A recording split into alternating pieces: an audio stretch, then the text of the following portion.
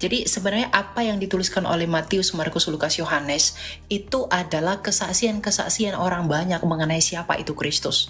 Makanya dalam 1 Yohanes 1 ayat 1 dikatakan bahwa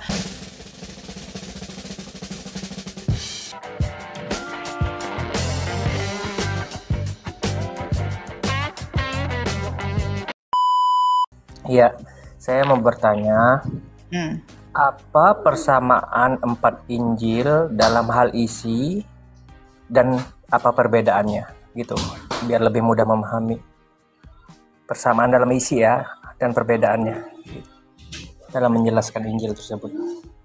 Paham kan, kakak? Maksud saya? paham. Bentar ya.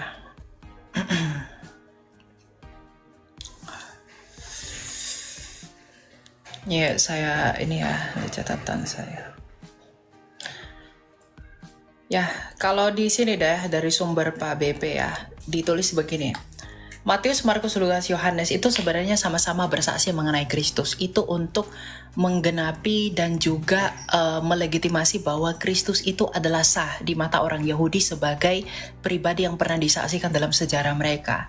Ya, karena dalam hukum di Wiganda saksi itu minimal ada 2 orang yang bersaksi mengenai kebenaran peristiwa dan juga pengakuan mengenai siapa yang disaksikan. Apanya? Ntar ya.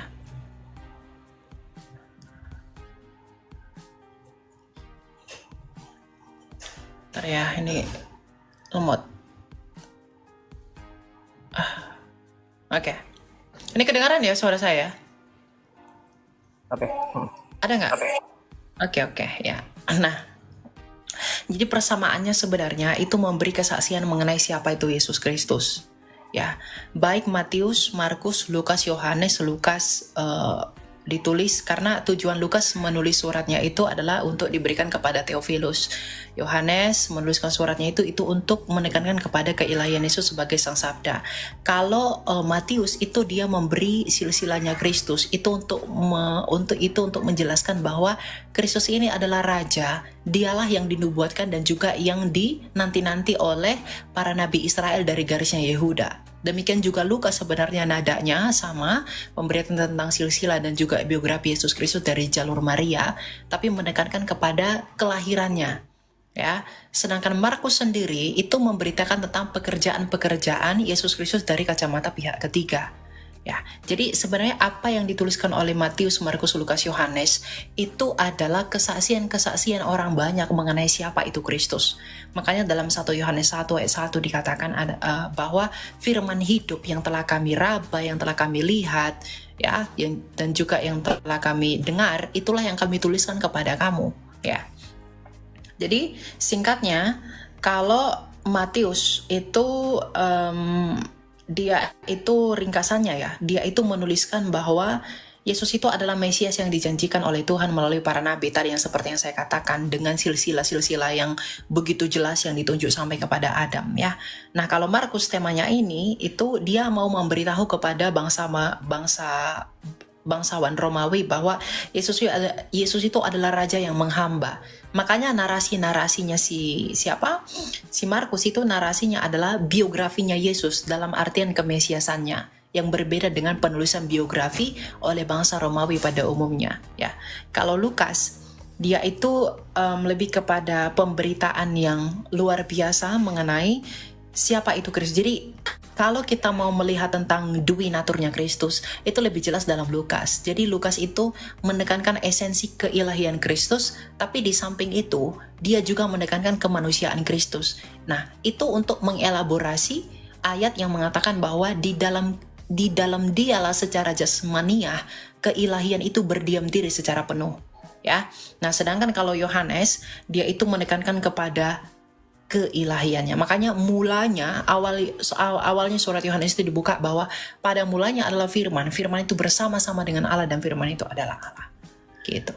Jadi semua ringkasan para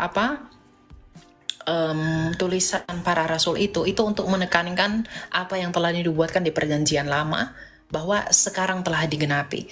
Matius, inilah Mesias yang datang itu dari silsilahnya. Lukas, inilah keajaibannya bahwa dia adalah Allah. Dalam Yesaya dikatakan bahwa akulah yang akan mengampuni dosamu dan lain-lain. Di dalam Markus dicatatkan kepada bangsa Romawi bahwa inilah bangsawan yang menghamba, bukan seperti pandangan duniawi pada masa itu. Lalu Yohanes menuliskan bahwa dia sungguh-sungguh dan benar-benar ilahi. Gitu. Jadi kan 4 Injil kanonik itu udah sangat lengkap. Betul. Kak, ya. Kenapa harus ada surat Paulus dipakai gitu? Untuk apa itu?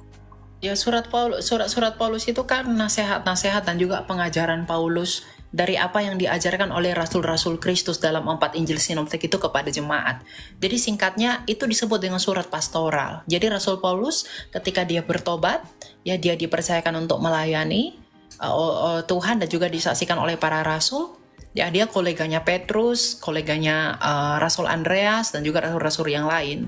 Ya, nah Lukas juga, karena yang penulis kisah Rasul itu adalah Rasul Lukas, dan Lukas sendiri yang mencatat bahwa Petrus mengonfirmasi kerasulan Rasul Paulus, di mana Petrus adalah muridnya Kristus sendiri, pemimpin daripada para rasul.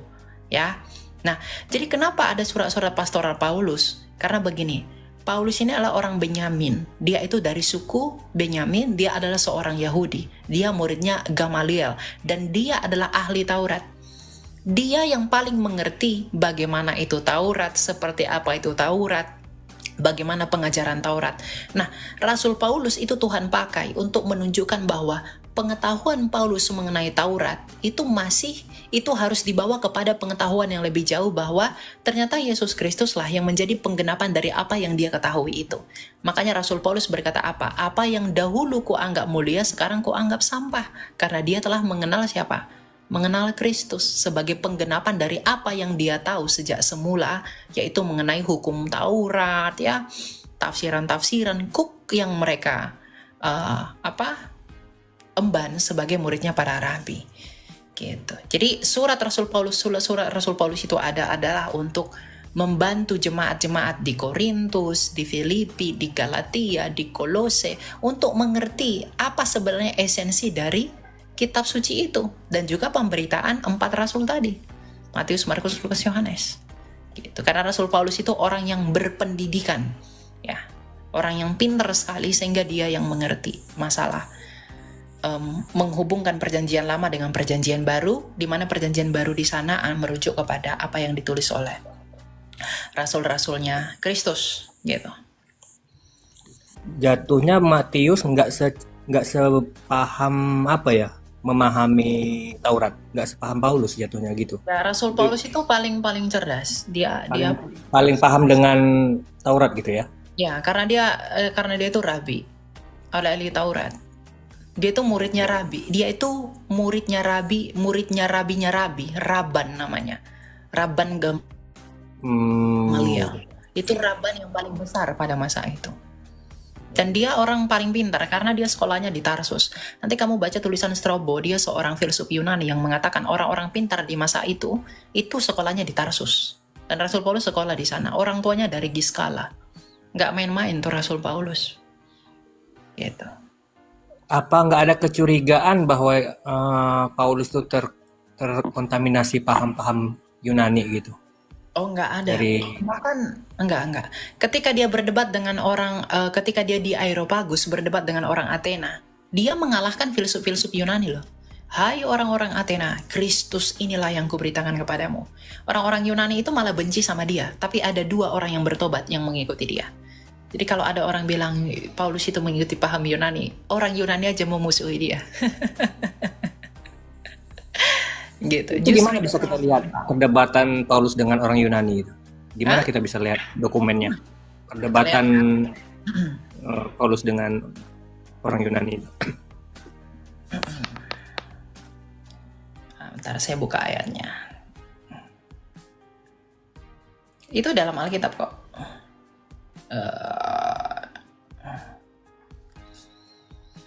Ya, Paulus kepada orang-orang Athena. Nah, Kisah Rasul 17 ayat 22 ya. Paulus pergi berdiri di atas Areopagus dan berkata, "Hai kamu orang-orang Athena." Athena itu ibu kota Yunani. Aku lihat bahwa dalam segala hal kamu sangat beribadah kepada dewa-dewa. Sebab ketika aku berjalan di kotamu dan melihat barang-barang pujaanmu, aku menjumpai juga sebuah mezbah dengan tulisan, kepada Allah yang tidak dikenal apa yang kamu sembah tanpa mengenalnya. Itulah yang kuberitakan kepada kamu. Allah yang telah menjadikan bumi dan segala isinya, Ia yang adalah Tuhan atas langit dan bumi, tidak diam dalam kuil-kuil buatan tangan manusia. Dia menentang dewa-dewa orang Yunani. Dewa-dewa orang Yunani pada masa itu paling populer itu namanya dewa Hermes. Jadi kalau ada orang Kristen pakai brand Hermes itu yang dari Paris, nah itu dari dewa Yunani. Ya, anaknya dewa Pan di Kaisarea Filipi. Ya, itu ada gua-guanya. Nah, Rasul Paulus menyindir mereka nih. Mereka mengatakan apa? Bahwa Tuhan itu nggak diam di dalam kuil-kuil buatan tangan manusia. Dan juga tidak dilayani oleh tangan manusia. Seolah-olah ia kekurangan apa-apa. Karena dialah yang memberikan hidup dan nafas dan segala sesuatu kepada semua orang. Gitu. Dan ini banyak lagi. Ya, panjang ya. Kisah Rasul 17 ayat 22. Gitu. Jadi kalau fitnah Rasul Paulus mengikuti paham Yunani, dia sendiri melawan orang Yunani. Begitu. Cukup, makasih ya. Ya, gitu.